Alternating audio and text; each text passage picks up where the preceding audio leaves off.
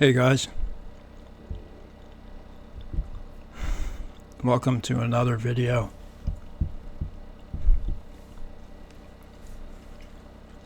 Just give me a second. This is really about reflex sympathetic dystrophy, and this is going to be kind of tough for me to explain. I wanted to save this one really for later, but seeing as how it was the first one that I ever had, I'll do my best. I literally have to go back and look at all the symptoms. You might ask me why. And the reason is because I have adhesive arachnoiditis. And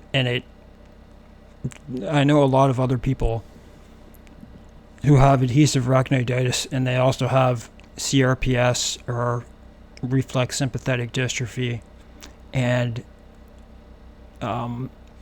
you lose what they mix in with each other because they're both neuropathic. So any pain you had below will be now mixed. And for me, I have a lot of injuries up here that are neuropathic.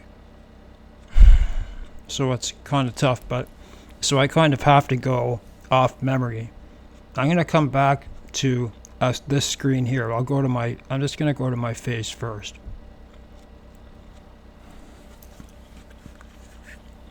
New headphones. I don't know why I can't get my candle more in this. I have a candle burning in the back in all my videos, and looks pretty cool there. You can see right through it. That's beeswax, pure beeswax. I sell that candle there was originally twice as big, twice as tall, 17 inches.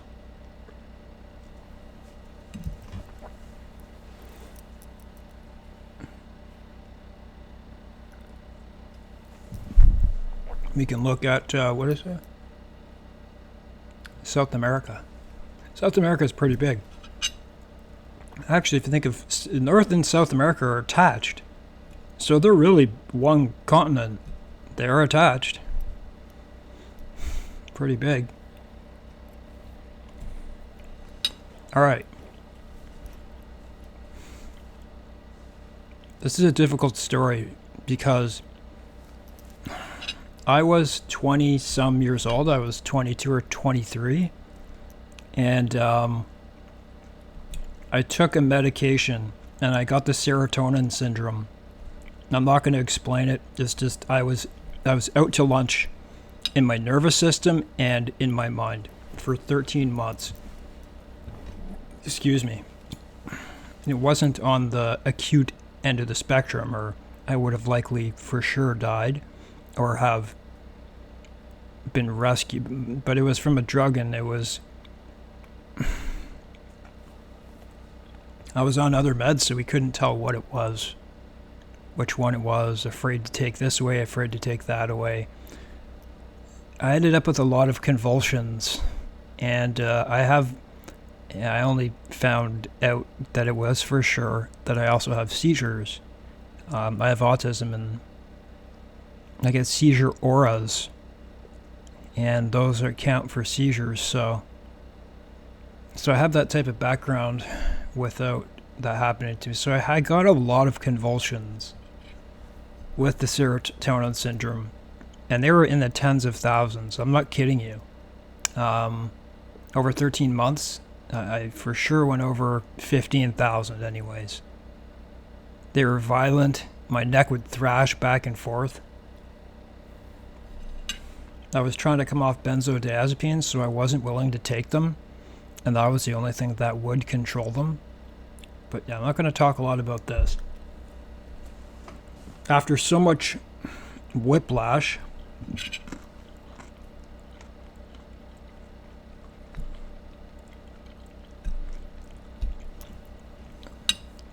the hell of my life was beginning with my first pain disorder. I started to get pain in my cervical neck. And there was just a lot of aching pain in the back of my neck. And then it spread into my face, like suction sinusitis. I was scared. The only thing I could do was hold my face.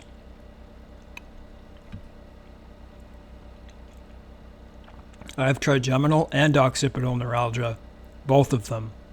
And this wasn't that. And it felt like the bones all over my face, all over, like my forehead, my eyes, and especially in these areas were being crushed. All I could do was lie in my bed and hold my face. That's how this began.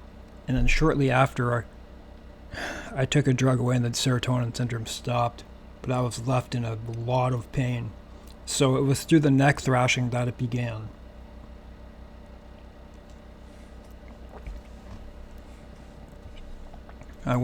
Sorry, it's difficult to speak right now, like my stomach really hurts. It will get better.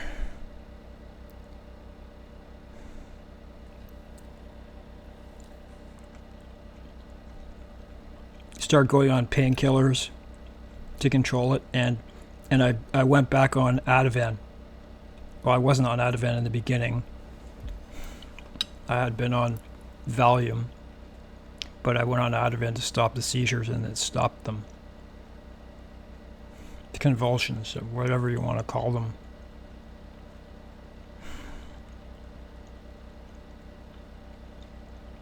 I was probably holding my face for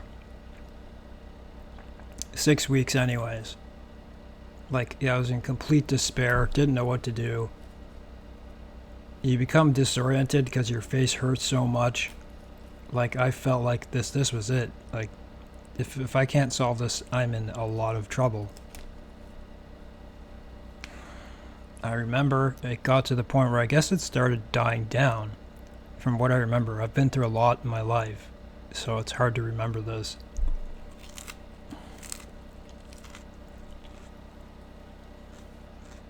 I wasn't the same person that when the serotonin syndrome began.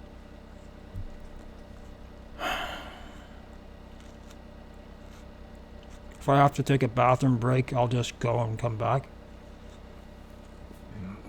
Excuse me. I have a lot of gastro issues, gallbladder, splenic flexure syndrome, kidney stones, so that's why this is. So, I was always an active person, and I remember I went outside in the winter. I always loved shoveling my driveway. I loved doing it because you're staying fit, right? I started shoveling my driveway, and I noticed I couldn't push the shovel the same way I used to. Like, it hurt. Then my next thought of this is trying to work with my dad and my brother in the backyard,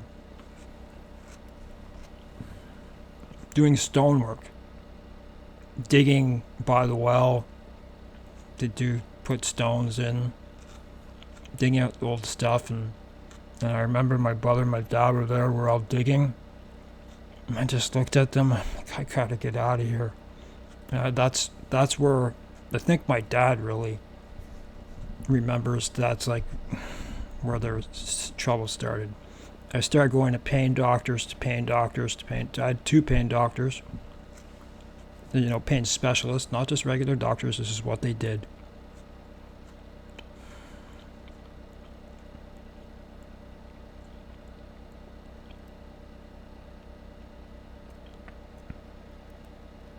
I never had an issue getting opioids. The only thing that would stop this was opioids. But it wasn't even close to good. My pain was so bad. What I was feeling was, so that pain in my face did go down. It stopped. But what happened over, I don't know what it was. It was probably 3 months, maybe a bit longer. It went from my cervical to my face, then it spread just generally in my whole body. I don't recall getting physical diagnostician like intensive tests. I just don't. My physicians were not willing to give me a diagnosis. And it got to the point where I remember she mentioned the term possibly fibromyalgia. So I was so upset that I wasn't getting a term. And I'm like, I'm just great to know it could be something, right? You don't want this in your head. But I just kept getting worse and worse. And one day I'm in with this pain specialist, and she says, I think you have something worse, but I don't know what it is. That's as far as it ever got. Suddenly the lights, I have autism, I already had hypersensitivity, but the lights were hard to take. I was getting a lot of not just muscle pain, but it was like nerve pain in my body. Like my arms were burning. My whole body was. This was the state of my whole body. My clothes, I couldn't wear the same clothes anymore. Although I still forced myself to when I'd go out. It was just a lot of burning. I know why they call it burning nights. So this was CRPS, chronic regional pain syndrome, but whole body being RSD. So I got to tell you something. Burning shocks, stabbing, throbbing. This is just a full body intractable pain.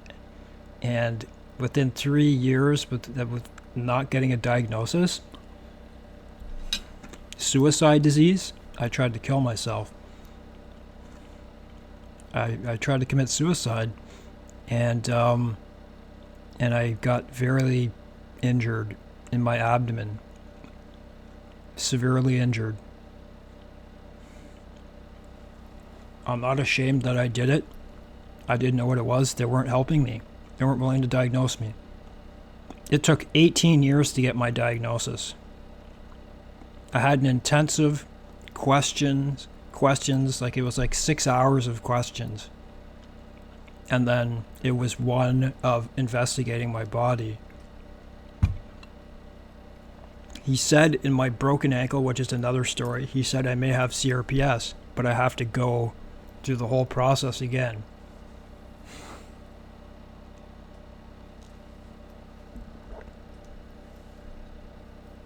Then I got a call one day, and he said, I have news for you.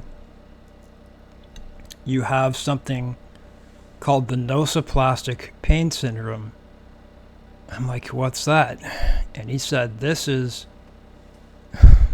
people with CRPS, RSD are going to know this right away. A lot of the reason people were trying to commit suicide wasn't just because of the pain. I think probably half or more of the reason is because they weren't qualifying for a diagnosis. Because they always presented so bad, and so doctors weren't helping them. And they tried to kill themselves. I shot myself with a crossbow. I'm not kidding you. That's what I did. I'll just say that because it's going to come up in another video. Because in my other video, I have to tell you what happened to my abdomen. And I went straight through from the front, through the back, and I lived. And that's why it's very hard to tell between different pains. Listen, if you're hearing me, don't ever get to that point. The only reason I got to that point is because I wasn't being heard, and I couldn't tolerate it. Pain suicide disease. It just felt like there was no hope. Let's go to this page. Like, look at me now. Here, I'm doing a video, right? You can do the same thing. He said to me, so he was a diagnostician for Ontario. Like, he was, provided by the province. They're like the top people. So I trust what he was saying. He said it was the people who think they have reflex sympathetic dystrophy. No one has full body CRPS RSD. There's no such thing, he said. He said it's called this, the nociplastic pain syndrome. And I'll read it to you and I'll end this video. Pardon me, because I have to do another video too.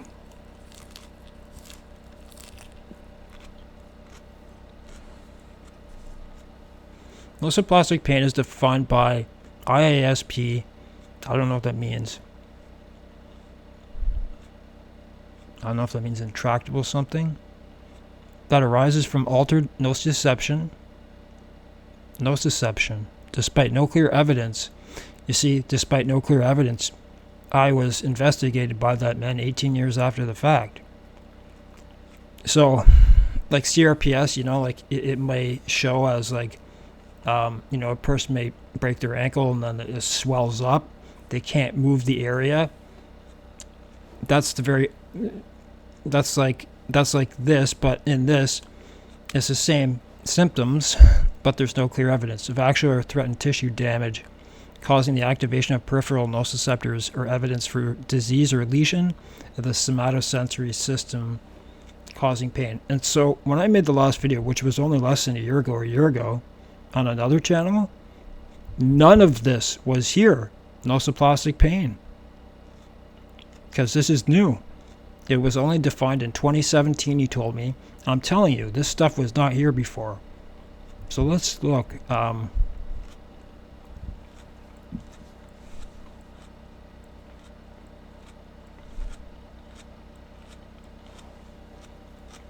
I don't know what I trust here, because these are...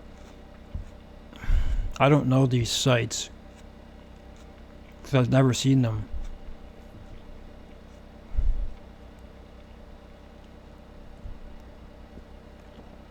Excuse me. I was also diagnosed with fibromyalgia due to all my other pain syndromes together.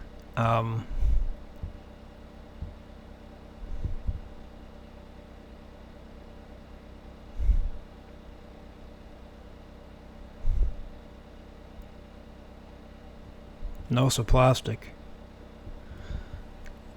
So they're talking about here neuropathic pain, nociceptive pain. So that's derives from tissue injury, neuropathic, insult or injury to peripheral or central nerve. But nociplastic pain, it doesn't mean that you don't feel neuropathic pain, because I have a lot of burning. Describes pain characterized by altered nociceptive processing, hypersensitivity, and that's what it is. Suggested of dysregulation of the central nervous system, pain processing pathways. This term is essentially synonymous with older terms such as central sensitization or centralized pain. Central pain, there you go. Central pain, that's like adhesive arachnoiditis.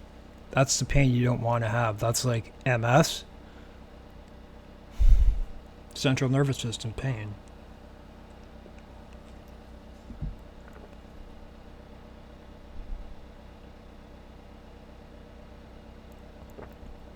Nociplastic pain is a broad term which likely encompasses many different central nervous system pathways that lead to amplified processing of pain signals, decreased inhibition of pain, or both. I have like a lot of dysesthetic, hyperesthetic feelings.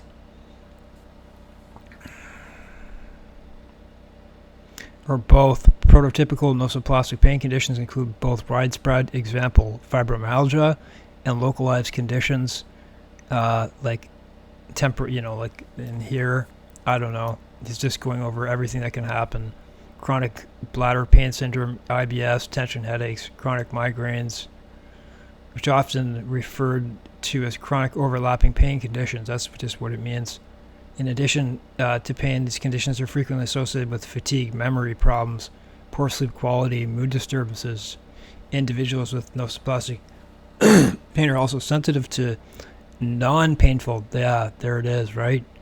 Sensory stimuli. Like I said, I have to wear certain clothes. Sensitive to noises, odors, bright lights.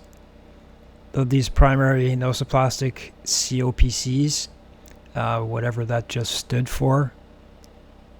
Rheumatologists are most frequently asked to diagnose fibromyalgia, either as an independent condition, primary, or as a condition secondary to an existing autoimmune condition, secondary fibromyalgia. What had previously being referred to as primary fibromyalgia and secondary may be associated with different mechanism pathways, which have been termed top-down and bottom-up, respectively. Treatment includes non-pharmacologic therapies and medications that target top-down and bottom-up pathways. I couldn't. This is like, a lot of this stuff is new to me. I haven't read this, so there it is.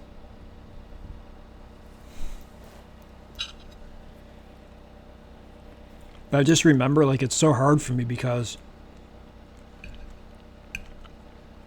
with adhesive arachnoiditis, that's the worst pain syndrome in the world.